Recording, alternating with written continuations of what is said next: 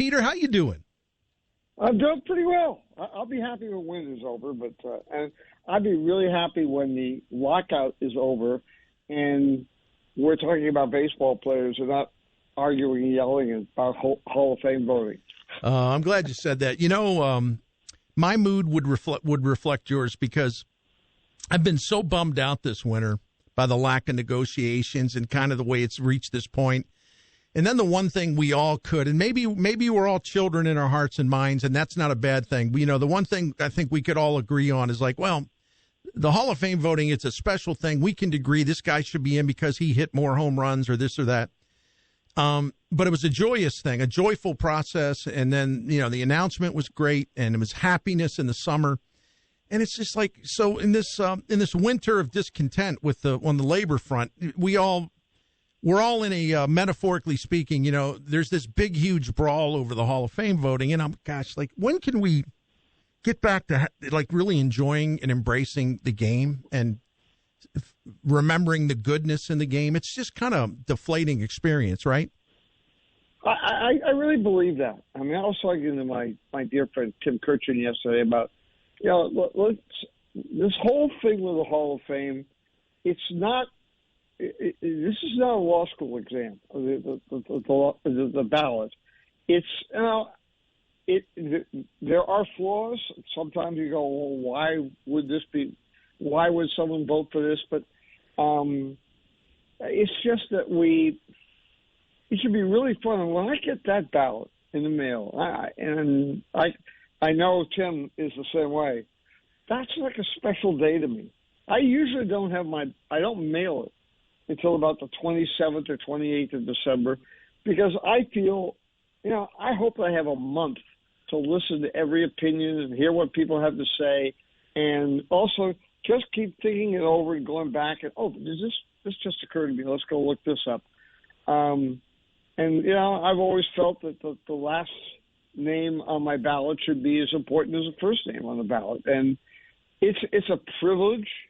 And I just enjoy it. I think it's a really special thing. And also, I think there's a lack of appreciation for certain things to do with the game. And that is, do people realize, some of the names on there, playing 10 years in the big leagues is really hard. To get there is phenomenal. About a year ago at this time, I was telling my friend Steve Cishek, who, when he's not in Florida, actually grew up about 5 miles from where I live. It's amazing that he went from – you couldn't even make all Barnstable County – and believe me, that's a tiny county. He couldn't make the all Barnstable County team.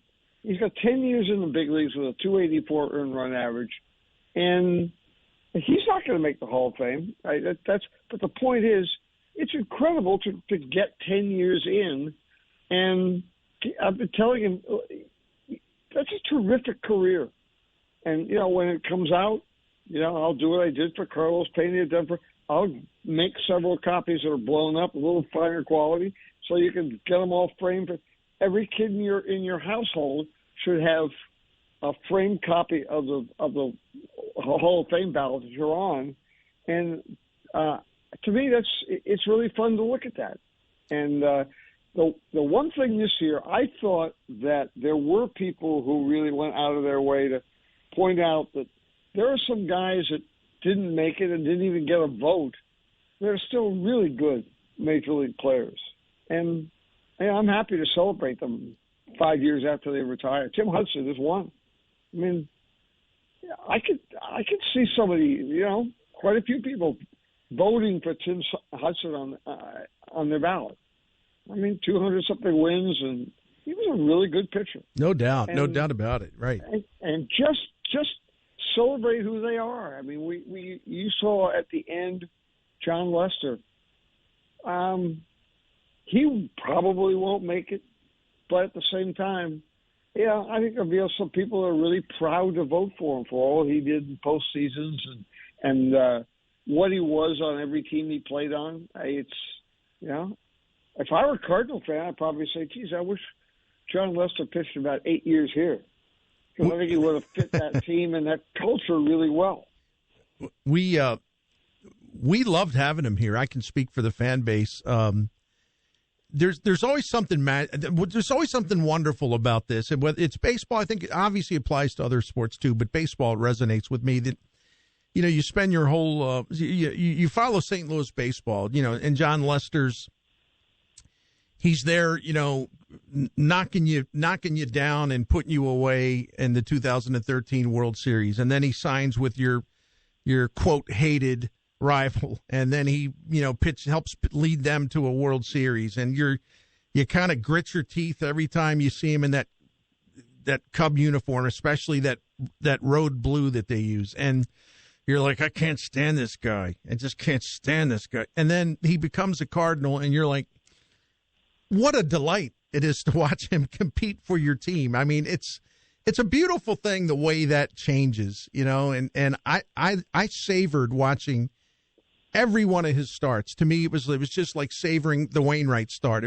because you knew that it was probably going to be a temporary stay in St. Louis, and it was really a privilege, and it was really cool that he got his 200th win in Milwaukee, and with Yadier Molina really hugging him. I mean, really hugging him, and then giving him the ball. I mean, that was one of my fondest memories of the 2021 season from a Cardinal standpoint. It might have been near maybe top 3 or 4, really. Well, that's tremendous. I mean, I agree. One of the things, and this immediately relates over to the negotiations, but one of the things, and I'm not taking either side, but what I don't hear enough from the owner's side is the understanding that when it comes to baseball, it's all about the players. I mean, we're not going to the ballpark to see a double switch or brilliant manager or some other thing. It's about the players in the end, and I got the feeling yesterday that there's a corner that's been turned. It might not be a right angle, but I think there is a slight turn, and I hope there's some voices on both sides that say, wait a minute, we diminish the product by having these short spring trainings and holding teams out. Spring training is important. There's so many elements to a season from February 15th until November 1st that go into making the game really good. And I think it was Buck Showalter who said to me, we talk about how bad the base running is. We talk about, the defense isn't very good. But we don't spend the time in spring training anymore for players to get no one. I mean, defense is a team thing, and base running is a learned thing. I mean, there aren't Felipe Alou around that put an hour into base running almost every day of spring training, but it would make the game better. No, I'm not saying you have to have a 6-week spring training, but a month spring training and having players play together and know one another and spend time with coaches and so forth makes a team much better. And I had someone say to me today, and I thought it was really good, that one of the things that makes the Braves, I mean, the year before, I remember Dave Roberts saying to me at the end of that series, which they won in the last game, that, that was probably going to be as tough a series as we faced. The Braves are really good, and they play really well this last year. They win, and they play so well in the postseason. Well, when you've got Ron Washington and Walt Weiss and people like that kind of running the show and coaching and doing things every day on fundamentals, it makes a team a lot better. And it's hard to be able to maintain that today on a major league level. You can have great coaches, but how many different things do they have to do for the team? Signing autographs or having a group thing with bank or whatever for 2 hours in the afternoon. The game's changed a lot in that way, but at the same time, I think we enjoy the game much better when it is played well, when the bases are run well, and the fundamentals are very good. It's I think we forget some of that, the good of the game, and also, of course, the injuries that come from a shorter spring training, particularly on pitchers. And we guess, geez, what are we doing with the game? Let's just make it so that the kids, everybody, go to the ballpark and they love their players. And I don't know. I just think it's a really important thing in the game. And I experienced it here in the last week, living in Massachusetts. People love David Ortiz so much. And it's not just, clutch or, 500 home runs or whatever. He always made people happy. And when he, on the day of the Boston Marathon in 2013, when they had the bombing and, people were killed and all the rest, he made his speech when the Red Sox honored all the people with his famous, this is our bleeping count, et cetera. But last year, coming back after a game with Toronto, which was very dramatic, it was Vasquez hit a home run in the 11th to 12th inning and to win it. And I stay a lot of times at night games at a hotel right near the ballpark. And I'm walking back over the David Ortiz Bridge over the Massachusetts Turnpike. And there are a couple of college students walking along, and they're yelling, "This is our bleeping city, and nobody from Tampa Bay is going to take it away from us." And I just thought, how many baseball players actually have that kind of impact 9 years or 8 years later? And, a very good friend of mine on MSNBC talks about how his two boys, they're like, I think they're 7 and 12. And, they think David Ortiz is God because he made them happy every day they watched the game. So, that's great. Let's not be miserable. Let's just be happy. Right. And I think people that go into the Hall of Fame, I think there should be something in the back of our minds about what this person did for people around the game. I mean, I probably am more excited about Jim Cott going in the Hall of Fame than anybody else. I mean, that man has been, from the time he came up in 1959, think about that, to now, he might have touched as many people as anyone. And to me, he defines baseball. He's done everything under the sun, pitching coaches and, all the things he's done. And he belongs in there. I see all the things he's done for people in the sport. It's terrific. And I could still talk Whitey Herzog. I could still talk about Whitey Herzog with him, and we have a great time. The great Peter Gammons with us, who writes for The Athletic. You also see him on the MLB Network.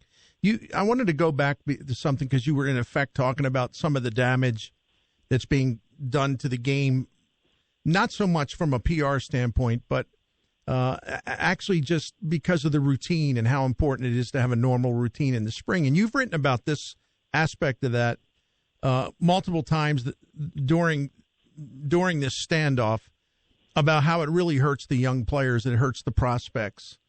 And, I know here in St. Louis, the Cardinals have a lot of good young hitters on the rise, and they can't work with anyone really. I mean, they're probably not, they may not have a full spring training, and even things like medical care. For our listeners who are not Athletic subscribers, and they should be, because it's like the all-time steal when it comes to a subscription price for what you get. But if you'd please talk about that, about sort of like some of the things we don't think about as doing damage to the game. And I think you highlighting what it means to young players, or what this is doing potentially to young players, that made me, that kind of bummed me out, because it was well presented by you.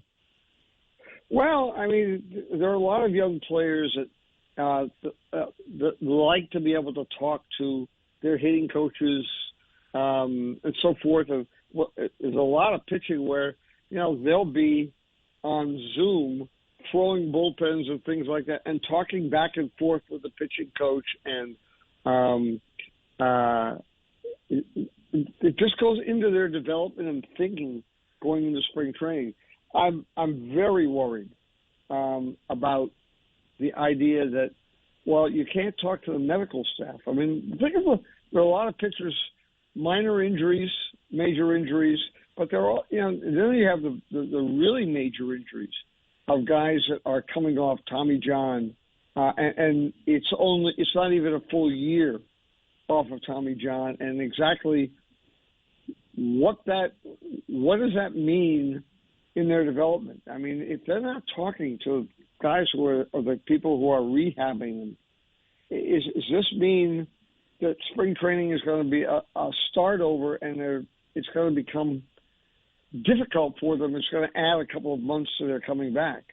And we both know players don't like waiting around a long time. I mean, they're nervous, but they do what they do. They play, and they love to play. I mean, if you're Dustin May of the Dodgers, who last year there were people who were talking about him being right in the Cy Young race, and so he gets Tommy John in, I think it was like May 10th of last year, and so he wouldn't be ready probably until All-Star break. But he might be one of the most important pitchers in the National League in the second half. But now he hasn't been able to go to Arizona and work with the rehab guys. So where is he going to be come August of this year? And that's a guy with a pretty darn good career. I mean, he's 24 years old, great stuff, and I don't know about you. I hate to see players injured because I want to see them play. And every really good player adds that much more to the worth of a franchise, but even more important, the worth of the game. Yeah, no doubt about it. Finally, Peter Gammons, I wanted to ask you about this. Back to the Hall of Fame. Much arguing over, Bonds and Clemens and then for other reasons, Schilling. And I'm not trying to dismiss other people. I know there were other guys that it was yesterday represented their final shot on the 10-year ballot. This is a very hard question to ask because I don't want to frame it improperly because people can have honest disagreements about this. But on the other hand, the judgment has been made, whether some people like it, some people don't, about some of the players on there, the controversial players, let's say. The fact that they're not going to be eligible from here on out, will in your opinion, will this at least get us, even with A-Rod still on the ballot for a long time, will this get us on a path where we move away obsessing on the so-called steroids era, when we can sort of start talking about baseball again, if you know what I mean? I think we can, but I think that we'll also have to the union people who negotiated you remember, of course, 2002, the breaking point was going to be drug testing, and finally Gene Orza and Rob Manfred came to an agreement, and I still think I wrote about it's one of the biggest shocks in negotiation history. But they found a common ground, and something that the two of them were really good at. And so they had that year, the test year of 2003. It was to be anonymous. There was no punishment that was to come out of it. Now there were several things that happened. The tests were showing almost everybody tested positive. Well, it turns out there were two things. I am no drug expert. I apologize. But it was Andro and something else that caused it, and they were legal at the time. And they were related to a lot of GNC products. And so what they did was everyone had to get retested. So you got tested twice in 5 to 7 days. And so you got different results. Now, the people at the testing lab wrote down just the people who at first that tested positive, And so there are two separate lists: those who that the testers kept, but those who kept the list of people who went through two tests and were showed that it was effectively a false positive. Gene Orza and Rob Manfred know everybody who tested positive for years. No one else. But the one thing that they did is part of their agreement was nothing would ever be leaked. Now, when the Fed seized the lists in California at the test lab, it wasn't the final list. And I think I've concluded now that's why Manfred kind of gave David Ortiz a pass when the story in the New York Times came out. And that's a very complicated thing. It is. Especially since it was supposed to be anonymous. But for someone's life to be ruined, and I was told there are quite a few players in the Hall of Fame that did test positive one time or another. And there are a lot of players who were kept out of the Hall by the presumption and the rumors that the person took steroids and never tested positive. So, I mean, it's not a perfect system. I know I've probably voted for people who tested positive. And I guess I'd like to know in some ways, but in other ways, he's in the Hall of Fame already. Why ruin it while he's there? And maybe some of them might absolutely shock me, but we need to get past it. I mean, A-Rod's not going to let us. My rule of thumb in voting is if a player was suspended for positive test, starting in 2005, when the drug suspensions went into effect, Rafael Palmeiro was the first. Then I say I will vote for him. And A-Rod and Manny were 2 or 3 times suspended. And believe me, I would love to vote for them. I happen to actually like both of them very much. But I feel I would be a hypocrite. I can't vote for someone because I like him any more than and at the same time, condemn people for voting against people because they didn't like him. I mean, there's one guy, a Mets fan that I know, said, "How could you vote for Jeff Kent?" I said, "Well, I just feel that he was much better defense. He made the tough double plays. He was as quiet as he was a phenomenal teammate. The guys in Houston really liked him because it basically came in, did his work. But if somebody, there was somebody that took somebody out or whatever, he would go take the opposing team shortstop out. He always defend the team. Yeah, I mean, I actually do like Jeff Kemp, but even if I didn't personally, I don't think that's my right as a voter to vote against somebody because I didn't like him. And you know what? It makes the voting that much more fun too. I agree. I said this when I was fortunate enough to get the Spink Award and said in my speech that I learned. That was 2005, so it's been 17 years. I said I think in my last 40 years I've had that. I'm a human being, and I have the right to like people, and no one's going to take away that right. But I'm a journalist, and I think I would be in violation of my profession if I judged people by who I like and who I don't like. So, and I said, I will tell you, life is really easy when I never think about people I don't like. I just think about people I like, and, I have no problem with people who don't want to talk to me. I really don't blame them. But at the same time, that doesn't mean that they aren't exceptional players. And when I finished that speech, and I'll never forget this, this is a really meaningful moment for me. Eddie Murray had gone from 1988 until 2005 without speaking to me. And now, I didn't say what somebody told him I said, but Eddie was, he was a very strong man, so he didn't talk to me.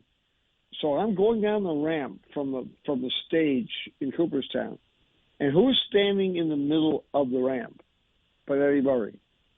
And he walked up, gave me a big hug, and he said, "Do you think I've really been a bleep?" I said, "No." And he said, "Well, you know what? I think I was, but I mean, what's the carryover for you?" I said, "Eddie Murray is one of the best clutch players I ever saw, and I mentioned you in my speech about how you took batting practice and how professional it was, and that's how I feel." And he kept looking at me saying, "This is a really good moment." I said, I wish it had come 20 years earlier, but it didn't, and it's great that it comes now. It's very important to me, and I think that's sort of. I think most players would like to do that in time. You know, I don't know what it was like in St. Louis if you had guys that were at times very difficult, but it's just one of those. You know, let's all enjoy. You know, I always crank out the Warren Zevon line, "Enjoy every sandwich." To which, by the way, I used last night. Walt Weiss immediately texted me saying, "I love that you brought Warren Zevon into the Hall of Fame." Oh, that was great. That was great. Peter, thank you for the stories. Your reflections and your perspective are really valued. I love when you come on the Bernie Show here in St. Louis. I have a great time, and I really enjoy it. And I love St. Louis, as you know, and I just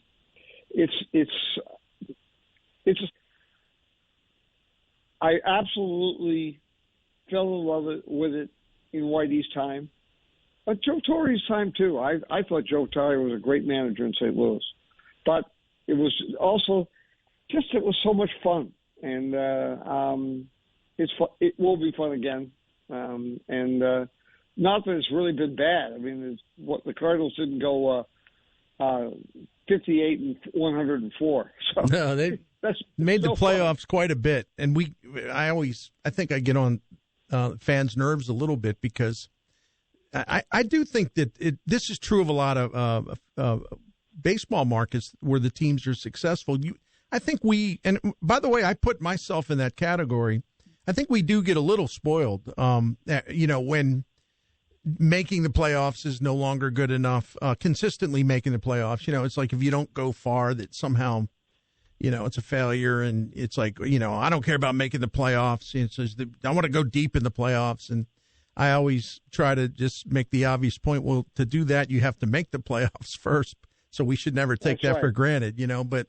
By the way, I won't keep you right into the 8 o'clock news. But do you ever call up and talk to Mark Hamilton? No, can't say that I have. And I know who you're referring to. Is he a doctor? Is he a doctor now? He's a doctor at Long Island Jewish Hospital, and he spent almost a year working in the COVID wards. And he did get a World Series ring in 2011, and which I think is pretty cool. Yeah. And he was the new Dodger general manager, Brandon Gomes, and he played together at Tulane and together on the Cape Cod League, and are very good friends. But he's a fascinating guy, and there are some guys who are heroes. They did certain things. He ends up a hero in another way, and he loved that Cardinals time, and that World Series really means a lot to him. And thanks for giving us a chance to remember that, because I did read a couple stories about him, and now being a doctor, and I thought I just think it's a tremendous life's arc, to pursue your dream to play baseball. You get a World Series ring, and then you move on to this and really make an impact in maybe ways you never he never could have imagined when he was a much younger man. It's a beautiful story. It really is. It's a good story, and it's a story of realism. Looking in the mirror and saying, this is who I am. He was never going to be playing ahead of Albert Pujols. But at the same time, he didn't sit there and go, I want to be traded. He knew what he was. And when he retired, I mean, he played a little bit in another organization, but then he went back, got his degree, and then went to medical school. And to me, it's just to have that sense of self and to appreciate, you know what, I was a pretty good player. I got to play with a team that won the World Series. I got a ring, and my calling is to go on into medicine. There you go. And I'm not going somewhere and take somebody's job and play first base for 10 years there. But I can be a doctor for 40 years. Peter Gammons, you're the best. We'll talk soon. Be well until then. Thank you. You too, buddy. Thanks a lot. See you, our friend. That's our dear friend, Peter Gammons. And Jim, as you know, we've had him on now maybe 4 or 5 times since I started on KFNS. And we'll always block out, it's going to be a long interview. I just love to listen to the man talk about baseball, and I don't care what directions he goes in. I don't care. At the end, he's bringing up Mark Hamilton because it was actually a beautiful thing what he talked about, and I hope everyone. Now, you never get 100% approval rating, but I hope everyone understands what a national treasure he is. Because B, he really is arguably the greatest baseball writer of all time, and just has such a deep and abiding love of the game. And this sounds corny as hell, but I find talking to him is like good for the soul. I swear. Yeah, because he just loves the game so much, and he's not afraid to point out the flaws of the game or this or that, but man, he's a treasure. That's all I got to say. How about that Eddie Murray story? Right after his speech, the Hall of Fame, I know, he gets a hug from Eddie Murray, who, as he pointed out, we hadn't talked in forever because of dealing just the work between the two of them. They didn't see eye to eye, and how about that? That's just an awesome moment. I had. I was one of the people in Baltimore as a young baseball writer trying to, I would try to interview Eddie Murray, and he was always gruff. I loved watching him hit. I echo Pete Gammons. And then when I was a fan, before I became a sports writer, I loved Eddie Murray. Just loved watching him. He was so huge to the Orioles. But, yeah, I knew that he didn't like the media much. And then when I became a media guy, I never got in his face. I mean, I was always trying to lay low, but still, connect with him so he at least can put the face to the name. So anyway, 1983 spring training. Our baseball writer, number one baseball writer, had broken his leg playing tennis or something. So I had to step in as the beat writer, and I wasn't even. I think I just had turned like 23 years old. I wasn't ready to be a baseball beat writer. I was ready to be an assistant beat writer. But anyway. Getaway day in spring training. In other words, teams flying back to Baltimore after some exhibition game, right? Final exhibition game. So, they let Phil Izzo, the traveling secretary, said, "Yeah, you can put all your stuff on the team plane on charter. You can all your bags and everything. You just got to put them, just bring them down by the ballpark by this amount." So then we're going to bus to the game itself, and then bus to the airport after the game. And the bus was really crowded. And I didn't know where to sit because I know there's protocol. Yes. Very much so. And I'm looking around and remember the left-handed pitcher, Scotty McGregor? Yes. Okay. He says, kid, what's wrong? You look distraught. I said, well, I don't know where to sit. I don't want to get hollered at. And so McGregor says, look, just sit right there. You're fine. And he wasn't setting me up. He really meant that. I tell you what, it seemed like it took about 3 seconds. I got Eddie Murray face to face. Oh, no. and just gone off. Oh no! Like, who the hell do you think you are? Don't you know what?